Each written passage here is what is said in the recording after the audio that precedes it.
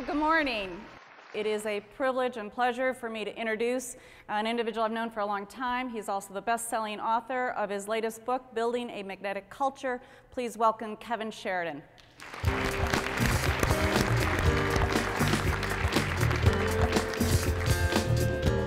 Thanks so much, Audrey. It's a pleasure to be here. I have spent about 30 years listening to employees in all different cultures, all different industries, and one of the common themes or threads that I've seen over the years is one topic that comes up as almost always in need of improvement, no matter whether it's an organization that is best in class with regard to associate engagement or worst in class. That's the thread that I've seen over and over again throughout many organizations where communication is definitely an opportunity for improvement. I know this also because I've been in the survey industry for almost as long, 30 years, giving people an opportunity to give confidential feedback about how they feel in their jobs. And nearly every employee survey that I've been aware of asks about communication. And for 30 years, I've never seen an organization eclipse the following two statistics. And the two questions that are favorites of mine are, where are you getting your information? And where do you want to get your information? And invariably, the statistics over time haven't changed much in terms of where I prefer to get my information. 55% of the time, the employees say, I want to hear it from my boss. And unfortunately, when given the options for where you're currently getting your information, whether it's an email, a newsletter, a voicemail, my coworker, or my boss is only at 35%. So there's an enormous gap between where people want to get their information and where they actually get it. I couldn't agree with Randy more when he said that when a customer doesn't get a response, I think he used the word unacceptable, that's how you lose customers. And even just letting them know, if you don't have a full answer, as you infer, just letting them know you're on it, I hear you, and we'll get back to you by a certain time is very, very helpful. So, as I mentioned before, I spent a lot of time focused on listening to employees and listening about how they feel about their job, their boss, their culture, their environment. And really the origin of the book that you see up here is a tale of engagement in and of itself. I had in my old company, HR Solutions, a rock star millennial employee, younger worker, who came to me one day. She was in our marketing department. She said, Kevin, you have all this knowledge of how people feel about their job, and basically she said, you got a book in your head. And she said, if I get you a book deal to write a book, will you write it? And I said, sure, why not? And a month later, she ran into my office. She said, with great exuberation, Kevin, I just got off the phone with McGraw-Hill, and they're going to give you an advance for your first book. And her name is Amelia Forchek. Those of you that have the book, you'll see at the beginning of the book, I give an enormous shout out for what she created. We shared about 8 seconds of excitement in my office, and then we both realized we got to write a book. Fun in the workplace. And I dedicated an entire chapter of my book on this topic because, frankly, we're not having as much fun as we should be at all. We spend far too much time at work without that little bit of levity that gets us to smile, gets us to laugh. And in some departments, fun was the lifeblood. You could literally see it among the coworkers, which is neat. And there are a lot of people that come to work every day where they might feel stressed out, overworked, what have you, but they're coming to work every day because they like working with Joe or Mary and they have fun. And two statistics in the book that I quote, how many laughs does a 5-year-old have on average each day? 5 years old on average laugh 113 times a day. It's beautiful. What happens as we age? Those of you that are 44 years old, on average, you laugh a mere 11 times. We're not laughing enough. There are things employers can do and employees can do to build that into their culture and create that magnet of fun and laughter. I had a great moment and wandered over into an area that had a refrigerator on it. And I saw a sign on the refrigerator that just made me laugh. This was from the meat department. The sign on the refrigerator looked like a Dilbert or Scott Adams cartoon. It said, just in bold type, "There's a new office trend in the workplace among employees. People are actually naming the food in the refrigerator. I just ate a tuna sandwich called Kevin." I mean, how could you not laugh at that? For so long, the ownership on engagement rests solely with the manager or the employer. And about 6 years ago, I had a client come to me and say, "Something's wrong with that. Why is it always up to the manager to create engagement? Why is it always up to the employer for 100% ownership for engagement? When does the employee get involved?" And the minute that client shared that feedback with me, literally bells went off in my head. We were missing half of the solution. This client actually said to me, "Kevin, if my relationship with my wife was as lopsided as this, we would have been divorced by now." Isn't any healthy relationship a two-way street?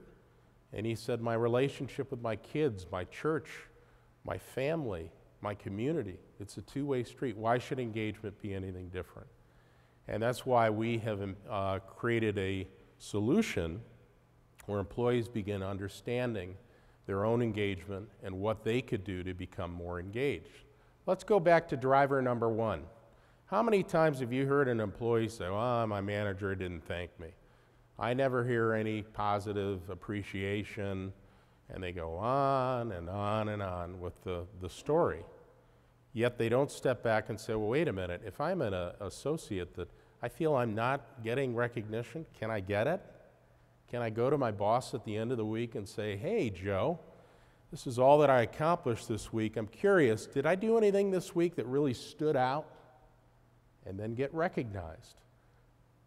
Employee engagement without the employee's involvement is the ultimate oxymoron.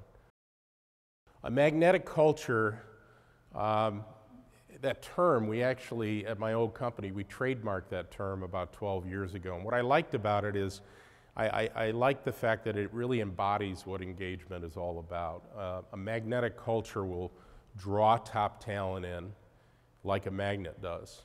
And that magnetism will also keep people to stay, which is one of the symbols or signs of engagement, intent to stay, that loyalty factor where people say, "You know what, I could probably go somewhere else and make more money, but you know what, we got something special here at Topco. I'm not going to leave at the drop of a hat." Engaged employees have an emotional and intellectual commitment to their organization. They are ready to exert that extra discretionary effort in one's job. They're ready to innovate, they're ready to communicate, they're ready to deliver top-notch customer service, and they always respond to their customers. They have a natural affinity for customers and caring about customers. Lastly, in terms of balance, they're ready to own their own engagement. They're not one to point fingers and say, "Well, my manager didn't do this," or "this organization didn't do that." They're ready to accept some of the ownership for their own engagement level, which is exciting. I could spend an hour telling you all the positive things that come with loyal, engaged employees. And just these are a smattering of the characteristics that are exhibited by engaged employees. As you look at this list, think of the people you work with and/or manage. Think of the people that you know are the most engaged employees at Topco. They likely have these characteristics. They're loyal, they will not leave, they're committed to the organization and its brand. They are what are called net promoters in the marketing world. They're quick to speak about all the wonderful things that are happening at Topco, and they're quick to speak about what they can do to make a difference. They have a natural drive and self-motivation. They're committed to the organization.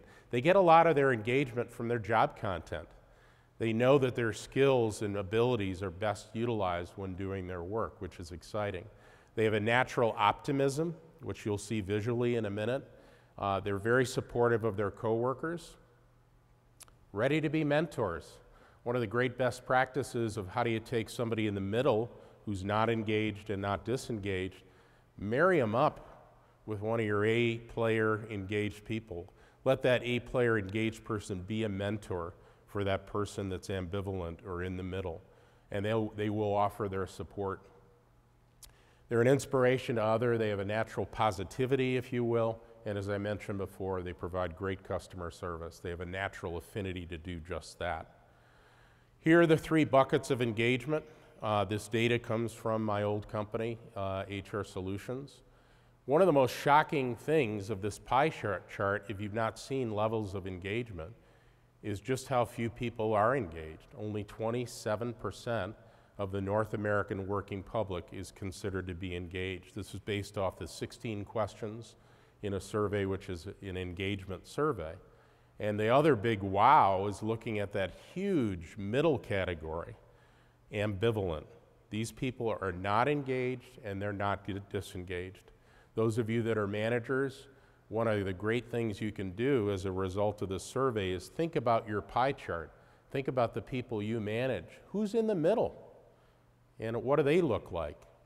Are they bad employees? No, but they're not engaged.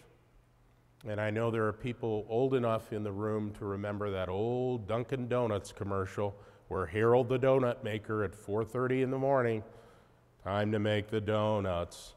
Unfortunately, the lion's share of the working public approaches their job every day with that lack of passion, that lack of vigor, and that lack of pride. Great managers who want to create a magnetic culture will re-engage those employees that are not engaged or ambivalent. One other symbol of this ambivalence is the lack of volunteerism. I mentioned that before. Are ambivalent employees ready to exert that extra discretionary effort? Nope. Will they volunteer? Those of you that are managers, one of the great ways to figure out who's engaged and not is ask for volunteers. The ambivalent people will literally hide. They're not ready to exert extra discretionary effort. And as I say in the book, if you know they're not going to volunteer, maybe you should voluntold them. Audrey, you're on the committee. Congratulations. We expect great things from this task force. Re-engage them. There are things you can do as a great leader to re-engage employees. And then you have the third category. When I was doing surveys at HR Solutions, we competed with lots of big name companies like Gallup and Towers Watson and Hewitt.